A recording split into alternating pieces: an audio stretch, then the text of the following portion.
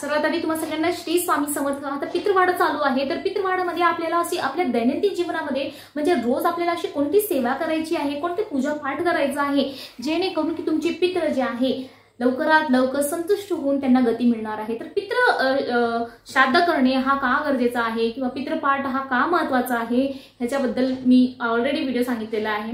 तर पितृपाठ म्हणजे पितृपक्षामध्ये आपले जे पितृ आहेत, आपले जे पूर्वज आहेत ते यमलोकातून आपल्या घरी वास्तव्य करण्यासाठी येतात आणि पितृपक्षामध्ये जर त्यांची आपण आराधना केली, त्यांना भोजन अन्नदान वगैरे केलं, दुसऱ्यांना आपण घरात पूजापाठ वगैरे केली, तर ते आपले जे पितृ आहे ते लवकरात लवकर खुश होतात आणि त्यांची सुटका होते. कारण ते मनुष्यही नाही आणि ते त्यांना मोक्ष गती म्हणजे शांतीही मिळालेलं नसतं. म्हणजे त्यांची आत्मा जी आहे ते अतृप्त असलेली असते, त्यांची इच्छा अपूर्ण असलेल्या असतात, त्यांची आत्मा इकडे तिकडे भटकत असते आणि काही वेळेला एक वाईट शक्ती त्यांच्या नियंत्रणामध्ये त्यांना दास करून घेतली असते. म्हणजे वाईट शक्तीचे गुलाम देखील झालेले असतात आणि त्यांची अपेक्षा न राहता म्हणजे मुद्दामून सुद्धा म्हणजे त्यांच्या इच्छा विरुद्ध त्यांच्या घरच्यांना देखील सुद्धा त्रास देऊ शकतात, कारण ते वाईट शक्तीच्या नियंत्रणात असतं. त्यामुळे पितरांना संतुष्ट करणं हा खूप गरजेचं आहे. ते तुमच्यासाठी तेवढंही गरजेचं आहे जेवढं त्यांच्यासाठी गरजेचं आहे ना. कारण ते असंतुष्ट राहिले तर कुठे ना कुठे तुम्हाला त्रास देणार आहे. तर तुमच्या आयुष्यामध्ये तुमचं काहीच काम होणार नाही, तुम्ही कितीही देवधर्म करो.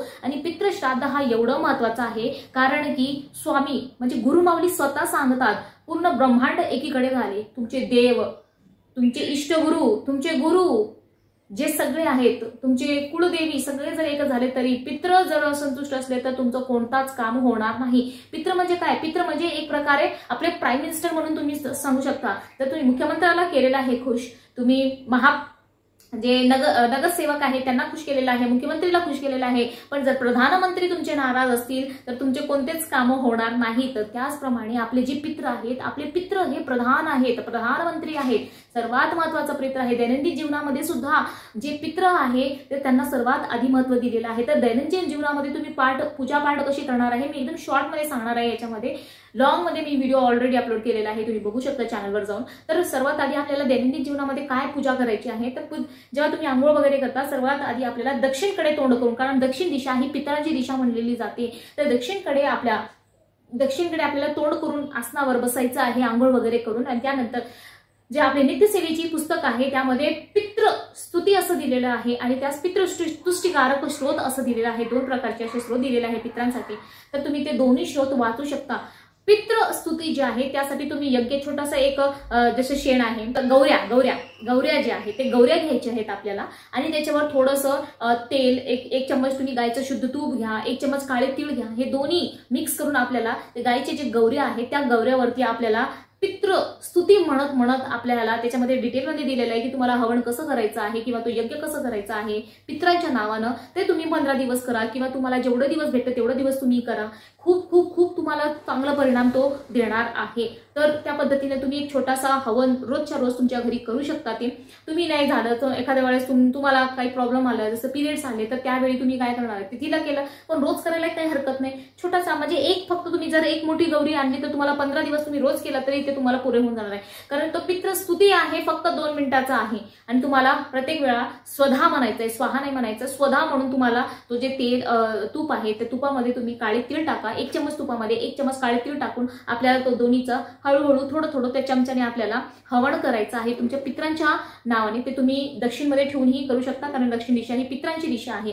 तर दक्षिणकडे तोंड ठेवून तो यज्ञकुंड किंवा एखादं तुम्ही छोटीशी स्टीलची वाटी, प्लेट असं काहीही घेऊन त्याच्यामध्ये करू शकता, काही हरकत नाही. फक्त त्यांच्या नावानं तुम्ही करा ते. आणि एवढे दिवस तर तुम्ही 15 दिवस झाले, 10 दिवस, जेवढं तुम्हाला दिवस भेटेल तेवढं दिवस त्यांच्या नावाने करा.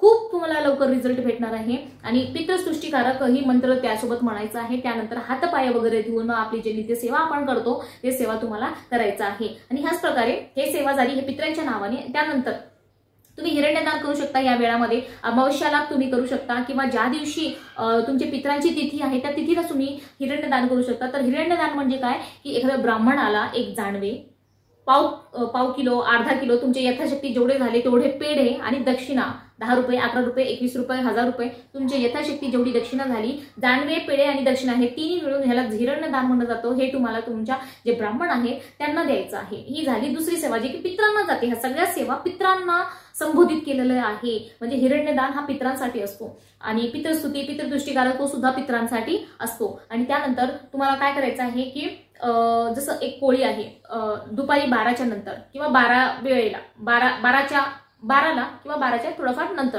कारण 12च्या नंतरची जी वेळ असते ती पित्रांची असते किंवा 12ला ही वेळ 12 किंवा 12च्या थोडंफार नंतर, तर ती वेळ पित्रांची असते. त्यावेळी काय करायचं, एखादी पोळी घ्यायची आहे, त्याच्यामुळे थोडंसं भात घ्यायचं आहे.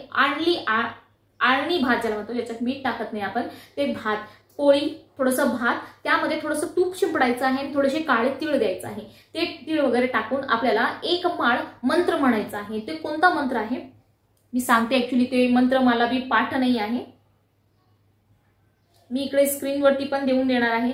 तो तुम्ही एक माळा जप करा. फक्त हे रोज नाही केलं तुम्ही 15 दिवस तरी चालेल. फक्त ज्या तिथीला तुमचे पित्र मृत झालेले आहे त्या दिवशी तुम्ही तर केला तरी सुद्धा हा चांगला आहे. तर तो मंत्र आहे, मध्व सोमाशाधीना मदाय प्रत्नो होता विवासते वाम बहिष्मती राती वृषिता गिरिशा यात नासत्योपवाजे.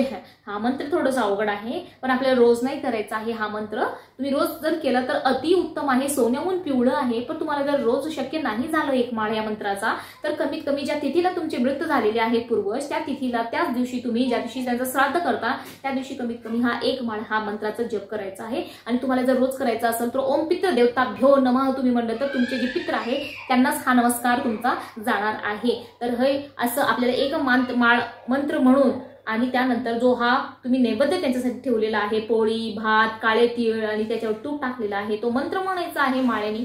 आणि तो माळ जो आहे त्या भाताला तुमचा स्पर्श करायचा आहे आणि त्यानंतर तो कावळ्याला नेऊन द्यायचा आहे. देऊ शकता तुम्ही किंवा गाईला वगैरे पण देऊ शकता. गाईला खास चारा देणे, कावळ्याला खाऊ घालणे, जे माशा वगैरे आहे त्यांना गोळ्या तयार करून देणे, पिठाच्या बिस्किट खाऊ घालणे, ह्या सगळ्या शुभ मानल्या जातात ह्या पितृ पंधरवड्यामध्ये. आणि तुम्हाला जर असं ह्या सेवेने, आणि त्यानंतर एक अमावस्याला तुम्हाला सेवा करायची आहे. तो काय आहे, 1 किलो कोळसा घ्यायचा आहे, त्यासोबत 3 नारळ घ्यायचे आहे आणि त्यावरती आपल्याला महामृत्युंजय मंत्र म्हणायचा आहे. 1 किलो कोळसा आणि 3 नारळ घेऊन त्यावर आपल्याला महामृत्युंजय मंत्र म्हणायचा आणि त्यानंतर ते आपल्याला एका नदीमध्ये वगैरे तुम्हाला प्रवाहित करून द्यायचं आहे. एवढी सेवा तुम्ही जर केली तर तुमचे पित्र खूप खूप संतुष्ट होणार आहे. आणि ह्यानंतर पितृपंधरवडा संपल्यानंतर बघा तुमच्या आयुष्यामध्ये कसं बदल घडून येणार आहे एवढं सेवेने. कारण एकच तुमची केलेली सेवा केल्याने तुमचे जे पित्र आहे ते वर्षभर तृप्त होतात. कारण त्या दिवशी त्या पंधरवाड्यामध्ये तुमचे पित्र तुमच्या घरी राहायला येत असतात. तर जास्तीत जास्त पुण्य कमवायची ही संधी अजिबात सोडू नका. कारण म्हणजे 12 महिने केलेलं जे पित्रांची सेवा आहे ती वेगळी, पण ह्या 15 दिवसामध्ये केलेली पित्रांची सेवा ही खूप जास्त फलदायी तुमच्यासाठी ठरणार आहे.